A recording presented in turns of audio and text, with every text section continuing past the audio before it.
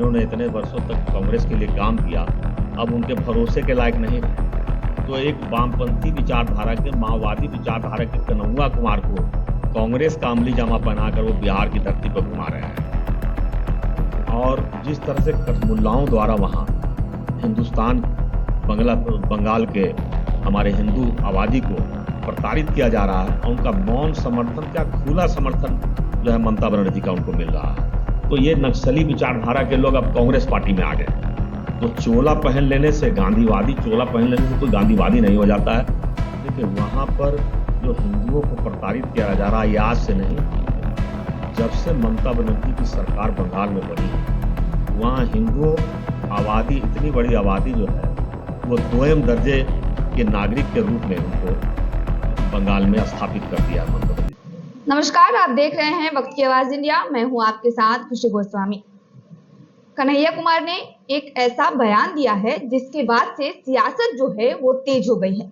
उन्होंने आरएसएस और मोदी जी पे भी अभद्र टिप्पणी की है, जिसके बाद उन्हें जेल भी ले जाया गया है, उन पे एफआईआर भी हुआ है। इस पे हम बात करेंगे और हमारे साथ हैं बीजेपी नेता हैं हरजीत सिंह। सर, स्वागत है आपका। देखिए, कन्हैया कुमार जी का इतिहास रहा है कि जब वो छात्र आंदोलन के समय भी अपनी जो है अभद्र भाषा के लिए प्रसिद्ध रहे हैं। जिस तरह से सेना के खिलाफ टुकड़े टुकड़े गैंग के साथ मिलकर उन्होंने जो भाषा का इस्तेमाल किया था दिल्ली में, तो वहाँ भी इनके खिलाफ एफआईआर हुआ था और जेल यात्रा भी ये किया इन्होंने। लेकिन अपनी भाषा पे इसलिए इनका सुधार नहीं हो रहा है कि मूल रूप से जो विचारधारा के रूप में ये माओवादी वामपंथी विचारधारा के समर्थक रहे हैं। सारा जीवन तो वामपंथ विचारधारा से बिलोंग किया, सारा छात्र राजनीति इनका वामपंथी राजनीति के साथ शुरुआत हुई। अब जब वामपंथियों का हिंदुस्तान में सफाया हो रहा है, जो माओवादी आतंकवाद है उनका वो अंतिम सांसें गिन रही है हिंदुस्तान की धरती पर, और अमित शाह जी का ये पूरे घोषणा है कि 2026 के जनवरी तक हम पूरे देश से नक्सलवाद को खत्म कर देंगे। तो ये नक्सली विचारधारा के लोग अब कांग्रेस पार्टी में आ गए हैं। तो चोला पहन लेने से कोई गांधीवादी नहीं हो जाता है। विचारधारा को तिलांजलि देना इतना आसान नहीं है। तो इनकी भाषा अभद्र शुरू से ही रही है, और जिस तरह से देश के माननीय बड़े बड़े पदों पे विराजमान, जिसका लोहा देश और दुनिया के लोग मानते हैं मोदी जी का, अपने राष्ट्रवादी विचारधारा के लिए पूरी दुनिया भर में जाने जाते हैं, और हिंदुस्तान की जनता भी उनको जो है उनकी राष्ट्रवादी सोच की वजह से उनको पसंद करती है। और तीसरी बार उनको जो है पूर्ण बहुमत की सरकार बनाकर हिंदुस्तान में की जनता ने उनको फिर से प्रधानमंत्री की गद्दी सौंपी है। तो ये जग जाहिर है। और जो लोग कहीं चुनाव नहीं जीत पाए, बेगूसराय से चुनाव हारे, दिल्ली में हारे, हर जगह कोई उनको पसंद भी नहीं कर रहा है, लेकिन जुआ खर्च करने में, क्योंकि इसको बोलने के लिए तो पैसा लगता नहीं है, जो मर्जी बोलते रहिए। तो इस तरह के लोग जो है राजनीति में आ गए हैं और ये राजनीति को पूरी तरह से दूषित कर रहे हैं। तो इनका बयान जो है उसी के संदर्भ में हम तो कहेंगे कि ये लोग भारतीय राजनीति को गंदा कर रहे हैं, दूषित कर रहे हैं। बंगाल में भी देखा जा रहा है, जो घटनाएं, जो तस्वीरें सामने आ रही हैं, वीडियो सामने आ रहे हैं, इस पे आप क्या कहेंगे?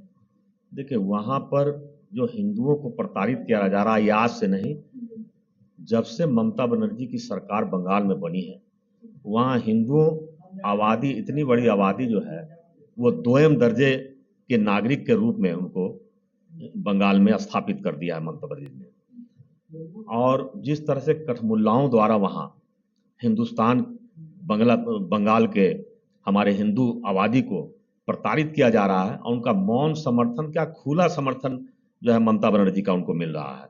वो जैसा चाहे वैसे घटना को अंजाम दे रहे हैं, और ना पुलिसिया कार्रवाई हो रही है, और इस वजह से भारी पैमाने पर हिंदू आबादी जो है पलायन करने के लिए मजबूर है वहाँ से, और सभी लोग पलायन करके दूसरे राज्यों में जा रहे हैं, बगल के झारखंड में जा रहे हैं, और ये सब ममता बनर्जी देख रही हैं, लेकिन उनके कान पे जूं नहीं रेंग रहा है। उनकी पुलिसिया जो है व्यवस्था पूरी तरह से ध्वस्त हो गई है। अब केंद्र सरकार को इसमें हस्तक्षेप करना चाहिए और बंगाल में जल्द से जल्द राष्ट्रपति शासन लगाना चाहिए, क्योंकि आज की जो स्थिति है, अगर वो नहीं लगाएंगे तो ये पूरी तरह से मिनी पाकिस्तान बन गया है बांग्लादेश, और जल्द से जल्द केंद्र सरकार को इस पर कार्रवाई करनी चाहिए।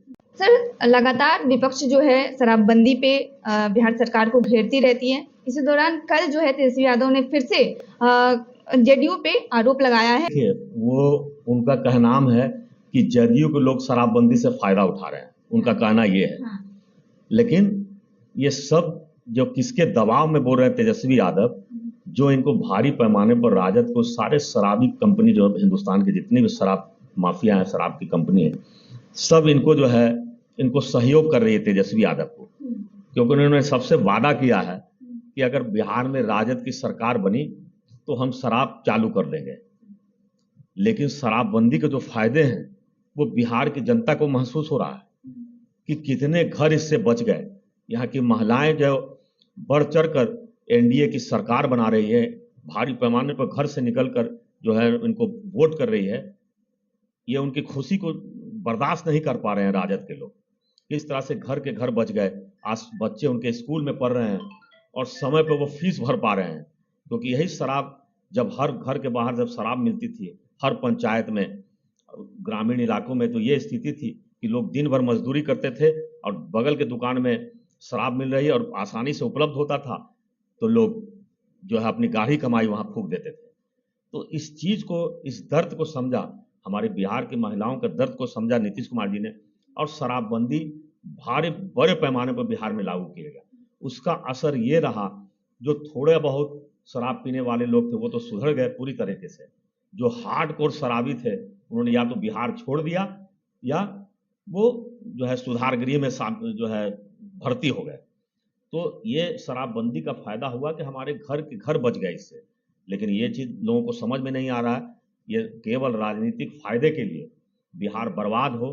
तो शुरू से इनका इतिहास रहा है, जब 90 में भी लालू जी की सरकार बनी थी बिहार में, तो किस तरह से अराजक माहौल बिहार में इन्होंने फैलाया था। हर तरफ अपहरण, उद्योग और कानून व्यवस्था का बुरा हाल, शिक्षा व्यवस्था का बुरा हाल, सरकारी कर्मचारियों को जो है 1.5 साल तक सैलरी नहीं मिलती थी, पूरी अव्यवस्था का माहौल था। वही अराजक माहौल में सरकार चलाने का इनका शुरू से ये हैबिचुएटेड है उसके लिए। लेकिन जो सुशासन बाबू की सरकार पिछले 20 वर्षों से बिहार में चल रही है, तो बिहार का जो चहुं और विकास हुआ, लोगों के पैसे बच रहे हैं, उनके घर जा रहे हैं और घर के घर तरक्की कर रहे हैं।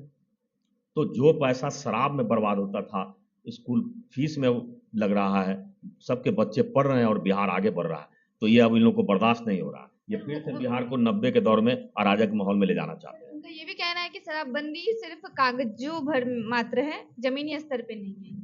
पूरी तरह से जमीनी स्तर पर है। लुके छुके छुपे जो अगर बिहार में स्मगलिंग कर रहे हैं तो उनके खिलाफ सरकारिया कार्रवाई हो रही है, लोग जेल जा रहे हैं। तो ये कुछ लोग हैं, अपराध के लिए तो बड़े बड़े कानून हैं देश में, लेकिन अपराध ऐसा नहीं है कि पूरा जीरो टॉलरेंस हो गया।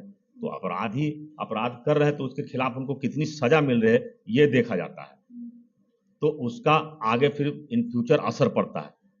तो वो चीज के मामले में हम बिहार बहुत अच्छी स्थिति में है। शराबबंदी से बिहार को काफी फायदा हुआ है और आगे भी ये जारी रहेगा अगर एनडीए की सरकार बने तो। राहुल गांधी भी 3 महीने में 3 बार वो दौरा कर चुके हैं बिहार का, चुनाव भी होने वाले हैं विधानसभा बिहार में, तो इससे क्या बीजेपी को, एनडीए को कुछ असर देखने को मिलेगा? देखिए, बिहार के कांग्रेसी नेताओं पर अब राहुल गांधी जी को थोड़ा भी भरोसा नहीं रहा। जिन्होंने इतने वर्षों तक कांग्रेस के लिए काम किया, अब उनके भरोसे के लायक नहीं रहे। तो एक वामपंथी विचारधारा के, माओवादी विचारधारा के कन्हैया कुमार को कांग्रेस का अमली जामा पहनाकर वो बिहार की धरती पर घुमा रहे हैं। लेकिन चूंकि गाहे बगाहे, चूंकि विचारधारा तो उनकी माओवादी है, तो गाहे बगाहे वो उनके जुबान से उस तरह की बातें निकलती हैं जिससे लोगों को समझ में आ जाता है। अराजक भाषा का इस्तेमाल करते हैं, कभी आरएसएस के बारे में, कभी नरेंद्र मोदी जी के बारे में, कभी अमित शाह जी के बारे में। और देश और दुनिया को लोग जानते हैं कि आरएसएस कितनी बड़ी राष्ट्रवादी संस्था है। राष्ट्रवाद का विचार, बीज रोपना, ये आरएसएस का काम है। लोगों में राष्ट्रवाद की भावना प्रकट करना, राष्ट्रवाद की भावना को जगाना, ये आरएसएस का काम है। और ये एक सांस्कृतिक, सामाजिक सांस्कृतिक संगठन है। नरेंद्र मोदी जी पिछले 11 वर्षों में जिस तरह से देश को जिस ऊंचाई पर ले गए, पूरे देश में 11 वर्षों में एक भी घोटाला ये लोग निकालने में कामयाब नहीं हुए, क्योंकि ये सरकार सुशासन की सरकार है, चाहे बिहार की हो या हमारी केंद्र की सरकार हो। पूरी तरह से अनुशासित माहौल में सरकार चल रही है और वित्तीय अनुशासन के मामले में बिहार सरकार और केंद्र सरकार का पूरी तरह से कंट्रोल है। वित्तीय कोई तरह का वित्तीय अनियमितता आपको नजर नहीं आएगा, चाहे बिहार का भी मामला हो चाहे केंद्र का मामला हो। नहीं तो पीछे की आप यूपीए की सरकार में आपने देखा है कि हर चौथे दिन आपको कोई ना कोई घोटाला लोगों के सामने आता था और देश की जनता उसकी वजह से काफी परेशान और काफी जो है ठगा हुआ अपने आप को महसूस करती थी कि किस तरह से हमने दूसरी बार इस बार यूपीए की सरकार केंद्र में बनाई। और जो दूसरी बार जो केंद्र में सरकार बनी यूपीए की, इन्होंने घोटालों का अंबार लगा दिया। देश का लगभग 10 लाख करोड़ रुपए इन्होंने घोटाले में जो है इधर से उधर किया है। लेकिन ये नरेंद्र मोदी जी की सरकार है, ये 10 रुपए का भी हिसाब जो है पाई पाई का हिसाब करती है, क्योंकि नरेंद्र मोदी जी का कहना है कि ना खाऊंगा ना खाने दूंगा। और जिस तरह से योजनाओं के लाभ में पहले बिचौलिए हावी रहते थे, दलाल हावी रहते थे, कमीशनखोर हावी रहते थे, वो सब इस सरकार में खत्म है। और जो भी बेनिफिशियर है डायरेक्ट उनके कैश ट्रांसफर उनके खाते में होता है, तो बिचौलियों का कोई काम जो है उन्होंने समाप्त कर दिया। तो ऐसी सुशासन वाली सरकार को छोड़कर कोई भी गड्ढे में गिरना नहीं चाहेगा। इसलिए ये सब मुगालते में नहीं रहे। बिहार की जनता और देश की जनता सब कुछ देख रही है और उसी आधार पर वो निर्णय करती है। ये लोकतंत्र है, लोकतंत्र में जनता का निर्णय सर्वोपरि है और असंख्य जनता शराबबंदी के समर्थन में है। अगर राजद वाले ये सोच रहे हैं कि सरकार बनाने के बाद शराब को हम चालू करेंगे, तो इसका अर्थ उनको समझ में आ जाएगा चुनाव में।